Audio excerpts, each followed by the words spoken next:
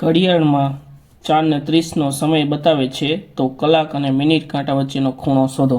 તો મિત્રો ખૂણો શોધવા માટે આપણે થીટાનું એક સૂત્ર છે કે થીટા બરાબર 11/2 m માઇનસ 13h। તો આ સૂત્રની અંદર આપણે m એટલે મિનિટ અને h એટલે હવર્સ એટલે કલાક, તો સૂત્ર પ્રમાણે આપણે રકમ મૂકી દઈશું।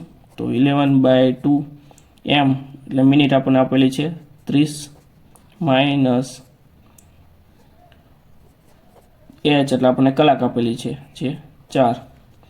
તો હવે આપણે આનું સાદું રૂપ આપી દઈશું। તો અહીં 2 થી ઉડાડશું એટલે અહીં થઈ જશે 15।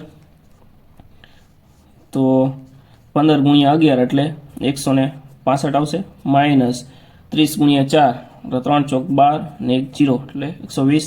165 માંથી 120 બાદ કરી એટલે જવાબ આવશે 45 અંશ, એટલે કે 45 ડિગ્રીનો ખૂણો બનાવશે।